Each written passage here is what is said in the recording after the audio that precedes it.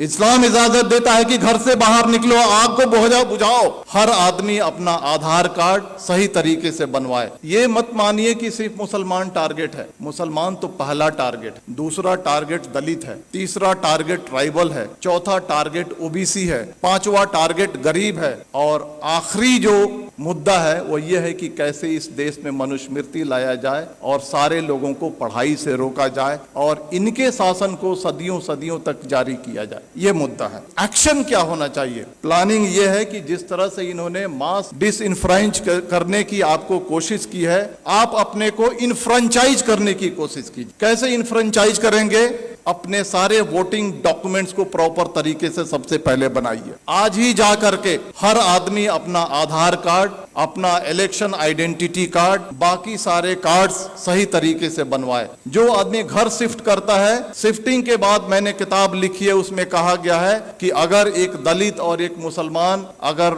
अपने घर को शिफ्ट करता है तो उसके नाम को डिलीट कर दिया जाता है। आप जहां पर जाते हैं नए तरीके से अपने नाम को ऐड कीजिए। आपके मेल को फीमेल लिखा जाता है, आपके फोटो को चेंज कर दिया जाता है। बीजेपी के लोग फॉर्म नंबर 7 के थ्रू आपके वोटर आइडेंटिटी कार्ड को चैलेंज करते हैं। बिना इंक्वायरी के इलेक्शन कमीशन आपके वोटर आइडेंटिटी कार्ड को खत्म कर देता है। आप सजग नहीं है। सबसे पहले आप सजग होइए, सबसे पहले अपने कार्ड्स बनाइए। कार्ड्स बनाने के बाद जो वोटर लिस्ट है उसको उठाइए और देखिए कि महमूद आलम अगर लिखा हुआ है तो उसका स्पेलिंग सही है क्या? हम मेल हैं तो मेल है क्या? फीमेल हैं तो फीमेल है क्या? हमारा फोटोग्राफ है क्या? इन सारी चीजों को इंश्योर कीजिए और इंश्योर करने के बाद आप यूनाइट होइए। और यूनाइट होने के बाद जिस तरह से इलेक्टोरिकली ये सरकार आपके सर पे बैठी है, उसी तरह से इलेक्टोरिकली इस सरकार को उठा के फेंक दीजिए। जिन लोगों ने कहा था माइनॉरिटीज, मुस्लिम्स, क्रिश्चियन, सिख, बौद्ध, जैन,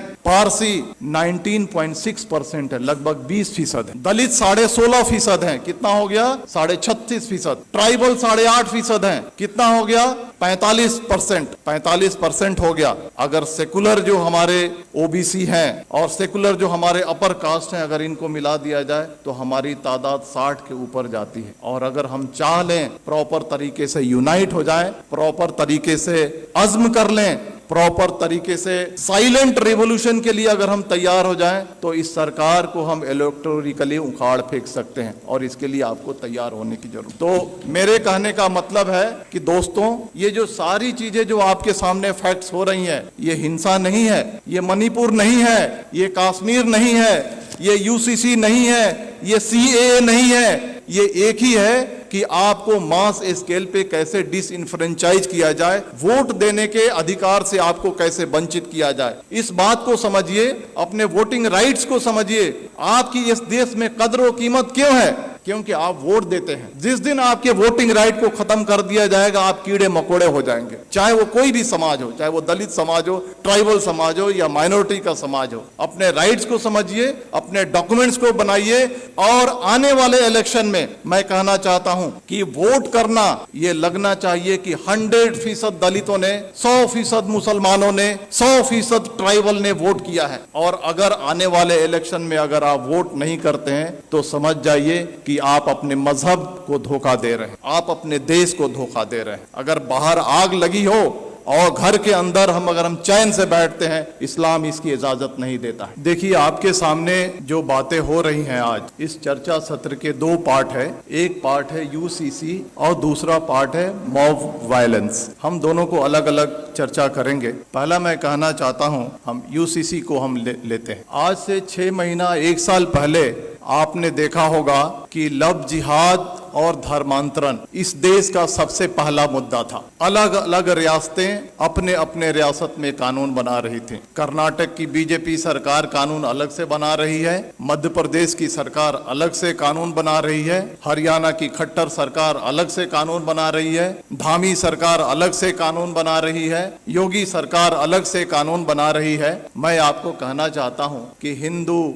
मुसलमान, सिख, ईसाई, ये सारे राष्ट्रीय स्तर के मजहब मजहब हैं भारत में, अगर एक मजहब से धर्मांतरण करके अगर कोई दूसरे मजहब में जाता है, अगर सरकार को लगता है तो ये राष्ट्रीय समस्या होनी चाहिए, तो सरकार एक कानून बना करके इस समस्या को हल क्यों नहीं करती है? मल्टीपल स्टेट्स में मल्टीपल कानून क्यों बनते हैं? सरकार का मकसद है कि लव जिहाद और धर्मांतरण के जरिए जो हमारा जो सामाजिक स्पेस है उसको कम्युनलाइज किया जाए और जो इलेक्शन का जो माहौल है उसको पोलराइज किया जाए और पॉलिटिकल बेनिफिट उठाया जाए। तो बीजेपी का जो एजेंडा है, चाहे वो लव जिहाद हो, धर्मांतरण हो या 2014 से लेकर के आज तक के जो भी फंडामेंटल चेंजेज आए हैं, ये पॉलिटिकल प्रोजेक्ट है। पॉलिटिकल प्रोजेक्ट किस लिए है? To gain political benefit. उसी तरह से यूसीसी आ रहा है। अगर सरकार को लगता है कि यूसीसी आनी चाहिए और राष्ट्रीय समस्या है, तो आसाम का चीफ मिनिस्टर हिमंता बिस्वा शर्मा क्यों कहता है कि हम पॉलीगेमी पे कानून बनाएंगे?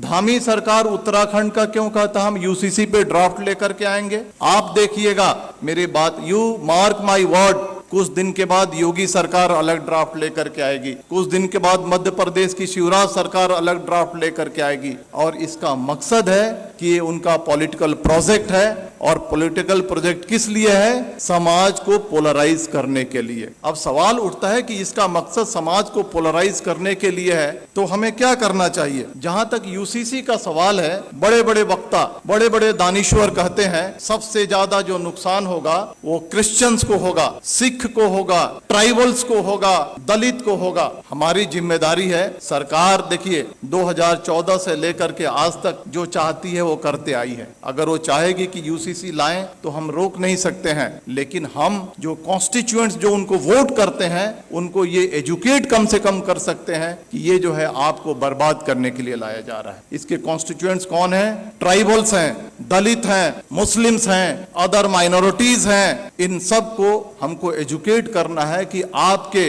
Different language, different culture, different रहन सहन आपके मजहब को बर्बाद करने के लिए लाया जा रहा है। और ये हिंदू कल्चर नहीं थोपा जा रहा है, ये brahmanical mindset, upper caste Hindu mentality को कमजोरों पे थोकने की ये साजिश है। इसके लिए हमको देश को आगाह करने की जरूरत है। अब आते हैं मॉब वायलेंस में, क्योंकि वो ज्यादा देश के सामने एक बड़ा समस्या है। आपने देखा होगा कि जब भी मॉब वायलेंस होता है तो इसके दो पार्ट हैं कि जो बातें रिपीट हो रही हैं उसको बोलने की जरूरत नहीं है। जो पेपर में आता है, जो सोशल मीडिया पे आता है, जो वक्ताओं ने कहा, it's a matter of record, उसको रिपीट करने की जरूरत नहीं। हम क्या नया रखते हैं उसका ज्यादा महत्व है। मॉब वायलेंस के दो पार्ट हैं, एक जो एक्चुअल जो विजिलेंटे ग्रुप और एक सरकार जो खामोशी से उसका सपोर्ट करती है। जो विजिलेंटे ग्रुप है, जो एक्चुअल क्राइम कमिट करता है, आज फ्रीली घूम रहा है, हथियार कलेक्ट कर रहा है, क्राइम कर रहा है, माइनॉरिटीज पे वार कर रहा है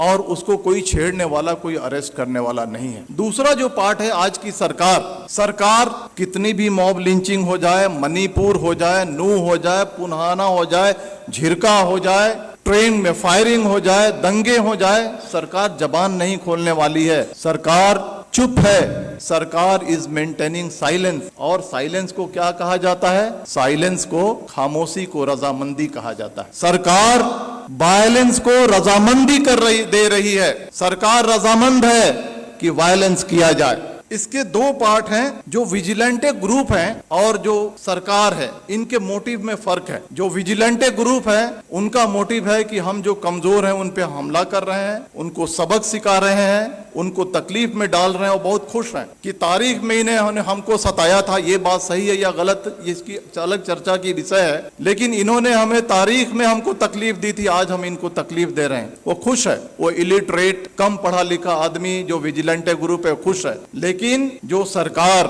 जो ऑर्गेनाइजेशन आरएसएस इस देश को चला रही है, उनका जो एजेंडा है वो एजेंडा बिल्कुल ही अलग है। वो एजेंडा है मास डिसइनफ्रेंचाइजमेंट की, यानी मास स्केल पे आपको वोट देने से वंचित किया जाए। इसको मैं समझाऊंगा, आप मुत्तफिक नहीं होंगे मेरी बातों से, लेकिन मैं समझाऊंगा। 19वीं सदी में सदर्न अमेरिका में gym crow system of mass disenfranchisement लागू किया गया था। कोर्ट ने भी भी इसकी इजाजत दी थी। यह क्या है कि छोटे मोटे क्राइम में आपको पनिशमेंट हो जाए, किसी तरह की आपने अनुशासनहीनता कर दी, किसी तरह से आपने अपने लाइफ को थोड़ा सा डेविएट कर लिया, इन सारे मुद्दों पे आपको वोट देने की राइट को छीन लिया जाएगा। This is the gym crow system of mass disenfranchisement. वही सिस्टम सरकार धीरे धीरे इस देश में लागू करना चाहती है। चाहे वो कश्मीर का मुद्दा हो, चाहे वो मणिपुर का मुद्दा हो, चाहे वो बुलडोजर का मुद्दा हो, चाहे वो CAA का मुद्दा हो, चाहे वो UCC का मुद्दा हो, ये 5 चीजें मैंने आपके सामने रखी हैं। ये पांचों जो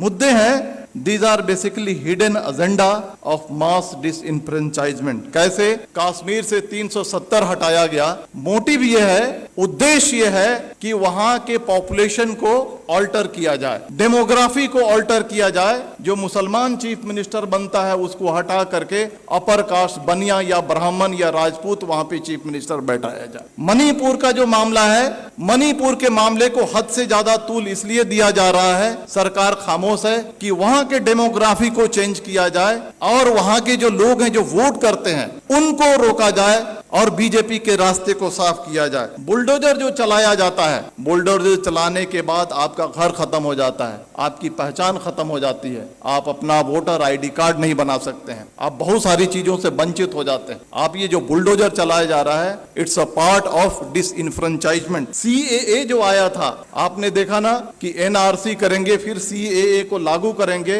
करोड़ों करोड़ों की तादाद में मुसलमानों को डिसइनफ्रेंच करने की ये साजिश थी। UCC जो लाया जा रहा है, छोटे छोटे सिविल मैटर्स को कैसे उसको पनिश करके और उस पनिशमेंट को आधार बना करके आपके वोटिंग राइट्स को छीना जाएगा। आज आपने देखा ना, एक डिफेमेशन केस को आधार बना करके एक राष्ट्रीय पार्टी के बड़े नेता के जब उसके सदस्यता को खत्म किया जा रहा, छीना जा रहा है, तो आपकी वोटिंग राइट्स कोई बड़ी चीज नहीं है। तो ये जो चीजें जो हमारे सामने हो रही हैं, ये आपके वोटिंग राइट्स को खत्म करने की है। लेकिन बहुत अफसोस की बात है कि ठीक है, बीजेपी के रियासतों में ये हो रहा है, लेकिन कांग्रेस रूल्ड स्टेट्स हैं, रीजनल पार्टी रूल्ड स्टेट्स हैं, OBC बेस की जो पार्टियां वो सरकार में है, जैसे बिहार है वहां पे हैं। लेकिन जब ये कम्युनल एलिमेंट्स कमजोरों पे, दलितों पे, मुसलमानों पे, अदर माइनॉरिटीज पे, ट्राइबल्स पे अत्याचार करती हैं, तो वैसी कार्रवाई नहीं करती हैं जैसी होनी चाहिए। ये बहुत अफसोस की बात। आग बुझाने का यही तरीका है कि अपने अधिकार को समझो।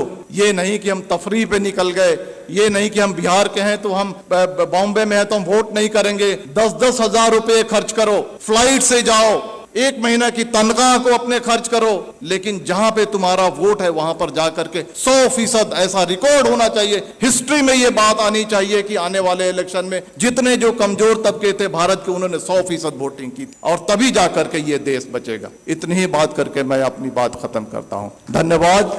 जय भारत, जय हिंद। Thank you very